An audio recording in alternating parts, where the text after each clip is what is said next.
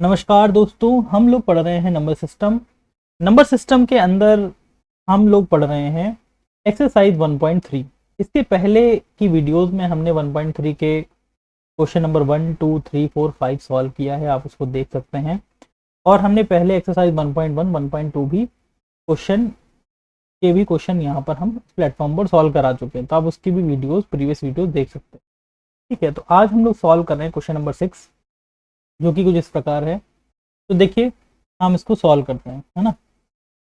पहले क्वेश्चन पढ़ते हैं अपना। क्या कह रहा है? Look at several examples of a rational number. ठीक है, कह रहे हैं कि देखिए several example of rational numbers in a form of P upon Q, जो कि किस फॉर्म में हो? पी अपॉन क्यू के फॉर्म में। हमें पता है rational number P upon Q के फॉर्म में होते हैं। Where P and Q integers, yes, rational number के जो पी क्यू होते हैं इंटीजर्स होते हैं। With no common factor other than 1, तो हमें ऐसे पी अपॉन क्यू के नंबर लेने हैं, और जो रैशनल नंबर भी होता है वो हमेशा सिंप्लीफाइड फॉर्म में लिखा जाता है।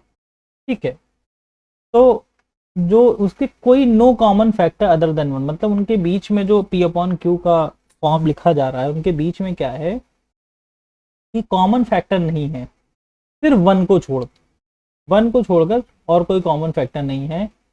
एंड हैव टर्मिनेटिंग डेसिमल, और उनमें क्या है, वो कैसे हैं? वो टर्मिनेटिंग डेसिमल हैं। टर्मिनेटिंग डेसिमल क्या होता है? तो टर्मिनेटिंग डेसिमल में फिर से आपको बता देता हूँ क्या होता है। देखिए, टर्मिनेटिंग डेसिमल वह डेसिमल होते हैं जो डेसिमल के बाद एक लिमिट के बाद नंबर्स आगे नहीं बढ़ते। ठीक है, वैल्यू क्या हो जाती है? रिमाइंडर 0 आ जाता है। जब डिवाइड करते हैं फ्रैक्शन को, फ्रैक्शन सॉल्व करते हैं, तो डेसिमल में क्या, जब मतलब डिवीजन में रिमाइंडर 0 आ जाता है, तो रिमाइंडर 0 आ जाता है, तो फिर डेसिमल के बाद वैल्यू कुछ एक पॉइंट नंबर्स के बाद आपकी वैल्यू आगे नहीं बढ़ती है। तो ऐसे डेसिमल हमारे क्या होते हैं? वो टर्मिनेटिंग डेसिमल होते हैं।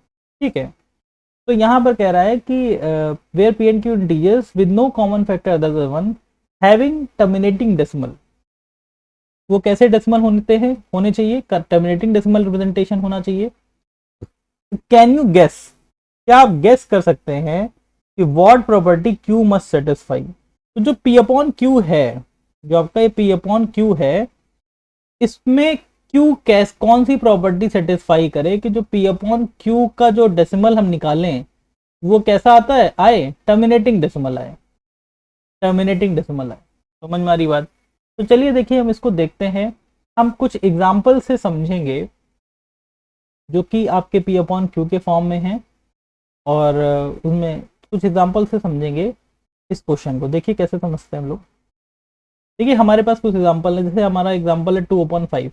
देखिए, पी अपॉन क्यू के फॉर्म में है, 2 और 5 इंटीजर है, इनके बीच में कोई कॉमन फैक्टर भी नहीं है 1 को छोड़कर। ठीक है, तो इसका देखिए 2/5 को जब डेसिमल में चेंज करोगे, इसकी वैल्यू का 0.4 आ रही है। ये कैसा डेसिमल है? टर्मिनेटिंग डेसिमल, ये इसके आगे बढ़ नहीं रहा। 2/11/2 की देखिए बात करें, तो ये वैल्यू क्या है? 5.5 है। 9/16 की बात करें, इसकी वैल्यू आ रही है 0.5625। और वहीं 11/100 की बात करें तो इसकी वैल्यू आ रही है 0.11। ठीक है, तो हमें देखिए पी अपॉन क्यू में क्यू पर स्टडी करना है, क्यू को समझना है कि टर्मिनेटिंग डेसिमल अगर आ रहा है तो क्यू कैसी प्रॉपर्टी सेटिस्फाई करना चाहिए। ठीक है, तो हम यहाँ पर देखिए, यहाँ पर जो डिनोमिनेटर आए हैं हम उनको देख लेते हैं। पहले में क्या डिनोमिनेटर है? यहाँ पे देखिए, यहाँ 5 डिनोमिनेटर है आपका। फिर आपका क्या, देखिए ये 2 डिनोमिनेटर है। फिर आपका क्या डिनोमिनेटर है? 15 है आपका यहाँ पे। तो देखिए आपका ये क्या है?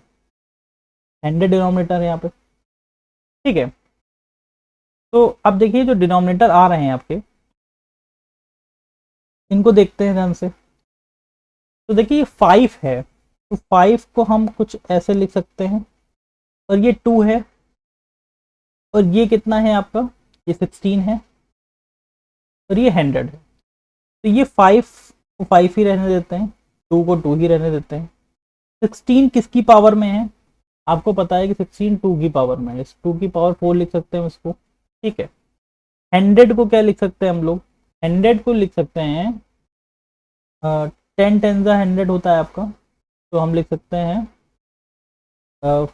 20 इंटू 5, 25 द 100। ठीक है, इसको थोड़ा सा और ब्रेक करते हैं, तो कैसे लिख सकेंगे इसको, हो जाएगा 5 इंटू 4, 5 4 द 20 इंटू 5। ठीक है, तो इसको हम लिख सकते हैं 4 इंटू 25। ठीक है, 4 इंटू 25 लिख सकते हैं। तो 4 को क्या लिख सकते हैं हम लिख सकते हैं इसको 2 की पावर 2 मल्टीप्लाई बाई 5 की पावर 2। ठीक है, अब देखिए यहाँ से कुछ पैटर्न यहाँ पर आपको दिख रहा है। इसको हमने लिख दिया 2 की पावर 2 5 की पावर 2। ठीक है, ये 2 की पावर 4 है, तो इसको हम लिख सकते हैं 2 की पावर 4 इंटू 5 की पावर 0। ठीक है, और इसको हम लिख सकते हैं ये 2 की पावर 1 इंटू 5 की पावर 0, और इसको हम लिख सकते हैं 5 की पावर 1 एंड 2 की पावर 0।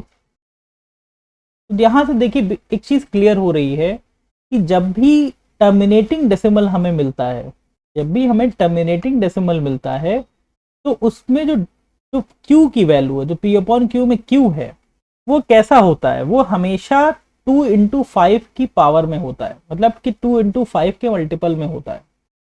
मतलब कि 2 की पावर A इंटू 5 की पावर B के फॉर्म में होता है। समझ में आ रही बात? हमेशा इस फॉर्म में जब भी Q रहेगा तो हमें क्या मिलेगा, एक टर्मिनेटिंग डेसिमल मिलेगा। और जो A और B की वैल्यूज हैं, जो A और B की वैल्यूज है, ये होल नंबर में बिलोंग करेगी। ठीक, होल नंबर का मतलब समझते हैं क्या होता है, 0 1 2 3 4 5 6। तो A और B की वैल्यू 0 भी हो सकती है, 1 2 3 4 कुछ भी हो सकती है। तो जब भी इस फॉर्म में रहेगा Q हमारा, तो हमें कैसा मिलेगा, एक टर्मिनेटिंग डेसिमल मिलेगा, जो कि हमने इन कुछ एग्जाम्पल से समझा है। समझ में आ रही बात? तो मेरे ख्याल से आपको ये बात समझ में आ गई होगी। हम जो है अगले क्वेश्चन पे चलते हैं। तो हमारा क्वेश्चन नंबर 6 हो गया। अब हम देखते हैं क्वेश्चन नंबर 7। ठीक है, तो क्वेश्चन नंबर 7 हम अगले वीडियो में पढ़ते हैं अभी, है ना। आप हमारा चैनल सब्सक्राइब करिए, और हम आगे इसी माध्यम से बहुत सारी मैथमेटिक्स की ज्ञानवर्धक वीडियो आप तक लाते रहेंगे। और हमारा जो काम है उसको आप आगे बढ़ाइए, लोगों के साथ शेयर करिए। अभी के लिए धन्यवाद। अगले वीडियो में हम क्वेश्चन नंबर 7 सॉल्व करेंगे।